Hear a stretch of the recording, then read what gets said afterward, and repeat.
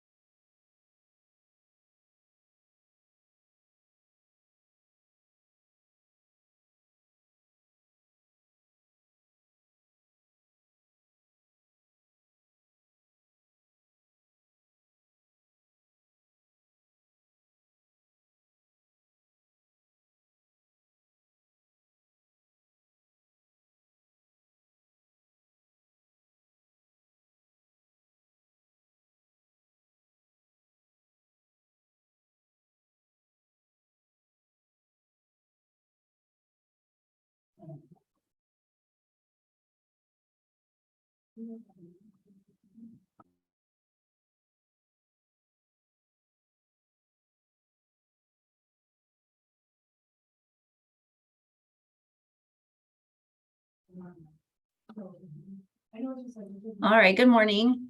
My name is Liz. I'm a community health nurse here at Two Rivers Public Health Department, and I'm just welcoming you to our monthly call, and we'll go ahead and get started here.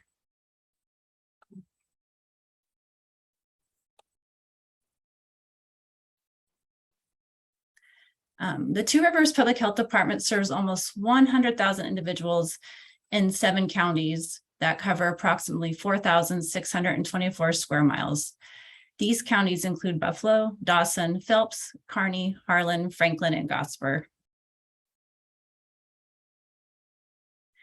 This slide just highlights some of the things that we do here at Two Rivers Public Health Department. That includes disease surveillance, chronic disease prevention, and emergency response.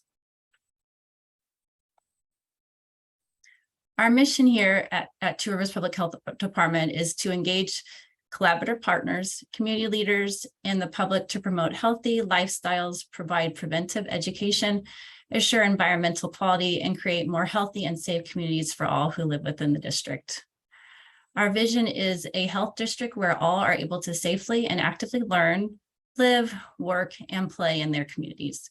Two Rivers Public Health Department facilitates collaborative partnerships and unique approaches that educate, empower, and engage local community partners, health providers, political decision makers, community leadership, and the public. So we're working toward healthier communities for all. And this is just a slide that shows our nursing team here at Two Rivers Public Health Department. From left to right is Marilyn, Rita, myself, Liz, Jordan, and then our new nurse supervisor, Jackie, and then Rosa. So there's 6 of us, and this is just a picture of us in our Christmas ugly sweaters. And just a reminder that our website has changed. We are now trphd.ne.gov.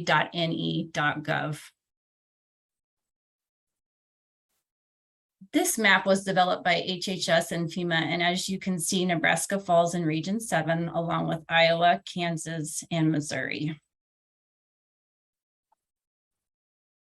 And this is kind of a COVID representation, and as you can see, we are nearing the 100 million mark for confirmed COVID cases since tracking began.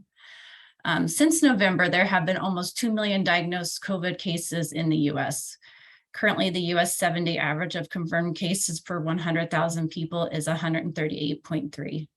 In our region, Nebraska continues to trend the lowest, but along with Kansas, Missouri, and Iowa, there has been an uptick over the last 30 days. Based off of last month's data, about 13,000 Nebraskans have tested positive in the last month. In the Two Rivers district, our current case rate per 100,000 people is 27.65. And as of October 2nd, we have had 224 deaths that can be attributed to COVID since the start of the pandemic.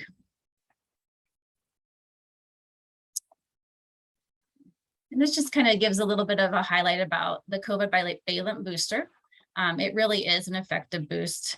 Data available since the COVID bivalent booster began being administered indicates restored protection against COVID that has decreased over time since receiving the last vaccine dose. What's more, the data shows that people 12 plus or older who get an updated bivalent booster were 15 times less likely to die from COVID-19 compared with people who were not vaccinated. And that's pretty significant. Staying up to date with the most recent COVID-19 vaccines can help prevent serious illness and death. And speaking of the COVID bivalent, last Friday, the US Food and Drug Administration amended the emergency use authorizations of the updated Moderna and Pfizer bivalent vaccines to use in children down to 6 months of age. So even our youngest population can now get the bivalent vaccine, but there are some parameters with Moderna for ages 6 months to 4 years. If the primary series was completed at least 2 months ago, they may receive a Moderna-only bivalent vaccine, so only Moderna for them. With Pfizer, the bivalent is now the third dose of the primary series for ages 6 months through 4 years. If the child has already completed the primary series, then they are not eligible for the Pfizer bivalent at this time. Please pay close attention to the age recommendations for each brand. There is no mixing and matching bivalent vaccines for Pfizer until they reach age 6, or Moderna until children reach the age of 5. As of now, we don't have any stock of either bivalent for this age group, but as soon as we do, we will be sure to let everyone know. So moving on to monkeypox, this is our most recent monkeypox update. As you can see, there has not been a new case in the state of Nebraska in almost 7 weeks, and globally numbers are down as well. This is great news. Because of this, going forward, our monkeypox update will be released bi-weekly rather than weekly. On Wednesday, December 7th, 2022, the U.S. Centers for Disease Control and Prevention updated the guidance for the collection, transport, and submission of specimens for Ebola testing, and U.S. hospitals and clinical laboratories on performing routine diagnostic testing for patients with suspected Ebola disease. Although the risk of travel-associated Sudan virus case in the United States is low, CDC recommends clinical laboratories review both web pages in detail for more information. And we did provide the links to this information if you are interested in clicking on that to get that specific information for you. Our most recent Health Alert Network had a lot of good information in it. Nebraska DHHS's most recent update provided multiple changes, including changes to medication recommendations, as well as potential medication shortages. The information regarding this update can be easily accessed through the link provided and should be considered when planning care for one's patients. So another illness that's been plaguing our district is RSV and influenza. And looking at these illnesses, our most updated data indicates that influenza A cases have gone up around 9%, while RSV cases have decreased by almost 3%. The two most common influenza subtypes are H1 and H3, with H3 causing about 75% of all cases. The good news is that this season's flu shot provides coverage against both of these subtypes. We can see how Nebraska compares to the rest of the United States regarding flu activity. And since November, Nebraska's activity has gone from moderate We were in this the yellow zone in the moderate level last month, and now we're at that very high dark purple level. Given these numbers, as well as the fact that the influenza vaccine targets the top 2 subtypes, anyone who has not received an influenza vaccine this season should get vaccinated now.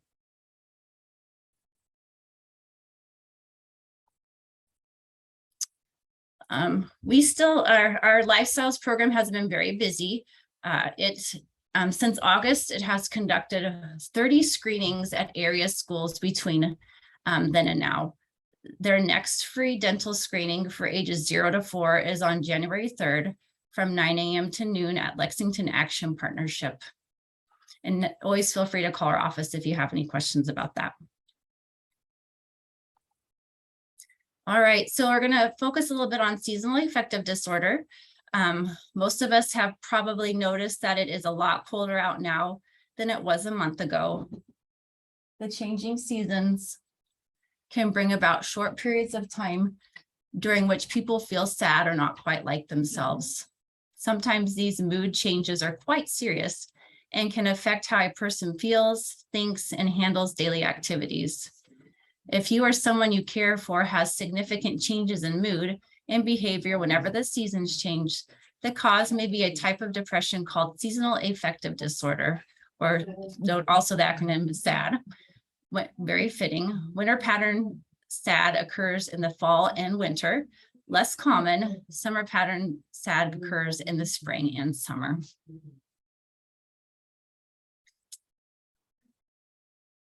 So no matter what time of the year, symptoms often include those associated with major depression. So this could include both the summer and winter specific symptoms like feeling depressed most of the day, nearly every day, losing interest in activities you once enjoyed, experiencing changes in appetite or weight, having problems with sleep, feeling sluggish or agitated, having low energy, feeling hopeless or worthless, having difficulty concentrating, and having frequent thoughts of death or suicide. So then specific to winter pattern seasonal disorder, we have oversleeping, overeating, particularly with cravings for carbohydrates, weight gain, and social withdrawal. So you kind of feel like you want to hibernate. And then specific to summer pattern would be trouble sleeping, can lead to some insomnia, poor appetite leading to weight loss, restlessness and agitation, anxiety, episodes of violent behavior. And not every person with seasonal affective disorder will experience all of the symptoms listed. So it just kind of goes through the different ones there. And who's at risk? Millions of American adults may suffer from seasonal affective disorder, although many may not know they even have the condition. Seasonal affective disorder occurs much more often in women than in men, and it is more common in those living farther north where there are shorter daylight hours in the winter.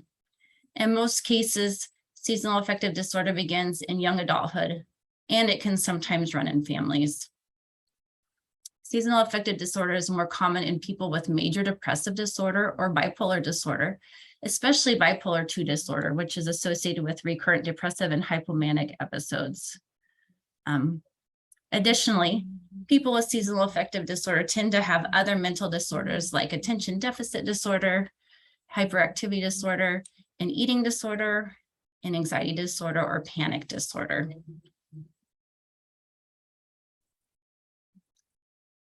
So scientists really don't really fully understand what causes seasonal affective disorder. Research indicates that people may have reduced activity of the brain chemical neurotransmitter serotonin, which helps regulate mood. Research also suggests that sunlight controls the level of molecules that help maintain normal serotonin levels. But in people with seasonal affective disorder, this regulation does not function properly, resulting in decreased serotonin levels in the winter. Other findings suggest that people with seasonal affective disorder produce too much melatonin, a hormone that is essential for maintaining the normal sleep-wake cycle. Overproduction of melatonin can also increase sleepiness. Both serotonin and melatonin help maintain the body's daily rhythm that is tied to the seasonal night-day cycle. In people with seasonal affective disorder, the changes in serotonin and melatonin levels disrupt the normal daily rhythms, and this leads to them being no longer able to adjust to the seasonal changes in day length, leading to sleep, mood, and behavior changes. Deficits in vitamin D may exacerbate these problems because vitamin D is believed to promote serotonin activity. In addition to vitamin D consumed with diet, the body produces vitamin D when exposed to sunlight on the skin. With less daylight in the winter, people with seasonal affective disorder may have lower vitamin D levels, which may further hinder serotonin activity. Negative thoughts and feelings about the winter and its associated limitations and stresses are common among people with seasonal affective disorder, as well as others. It is unclear whether these are causes or effects of the mood disorder, but they can be a useful focus of treatment.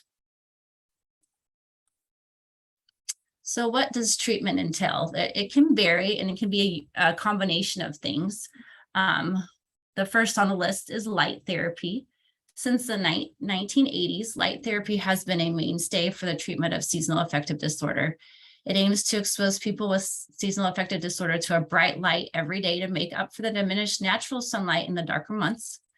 For this treatment, the person sits in front of a very bright light box every day for about 30 to 45 minutes, usually first thing in the morning from fall to spring. The light boxes, which are about 20 times brighter than ordinary indoor light, filter out the potentially damaging UV lights, making this a safe treatment for most. Another option is psychotherapy. The type of psychotherapy encourages cognitive behavioral therapy, which is a type of talk therapy aimed at helping people learn how to cope with difficult situations. Cognitive behavioral therapy also has been adapted for people with seasonal affective disorder. It is typically conducted in 2-week group sessions for 6 weeks and focuses on replacing negative thoughts related to the winter season with more positive thoughts. This cognitive behavioral therapy also uses a process called behavioral activation, which helps individuals identify and schedule pleasant, engaging indoor or outdoor activities to combat the loss of interest they typically experience in the winter. Another option would be antidepressant medications. Because seasonal affective disorder, like other types of depression, is associated with disturbances in serotonin activity, antidepressant medications called selective serotonin reuptake inhibitors are also used to treat it when symptoms occur. These agents can significantly enhance patients' moods. And finally, vitamin D is also an option because many people with seasonal affective disorder often have vitamin D deficiency. Nutritional supplements and vitamin D may help improve their symptoms. However, studies testing whether vitamin D is effective in seasonal affective disorder treatment have produced mixed findings, with some results indicating that it is as effective as light therapy, but others detecting no effects. So it's important, if you yourself or you know someone who may be suffering from this, to collaborate with healthcare providers to determine which treatment or combination of treatments is best for you or your patients. And of course, if someone you know or even yourself is in immediate distress or is thinking about hurting themselves, it's so important to call the National Suicide Prevention Lifeline. They just changed that number to 988, which so it's easier to remember, kind of like 911. There's also, it's also reachable by the crisis text line, which is hello or 741-741, or use the Lifeline chat on their website as well. And that is linked in the presentation too. So we continue to offer COVID testing on 2 days a week, Mondays and Wednesdays from 9:30 to 10:30. We encourage people to be sure to register online prior to coming. If anyone has trouble with that, we are glad to help them if necessary, so they can just give us a call if we can help them get signed up too. This is our December calendar, and it highlights when our vaccine clinics are this month. This is updated regular on our website as well, so you can see when the most, maybe a convenient time and location for you. The next one is today, actually, at the Buffalo County Fairgrounds at from 5 to 7, and we'll be administering COVID and flu vaccines. All right. Well, that concludes my presentation. I'm wishing you, does anybody have any questions?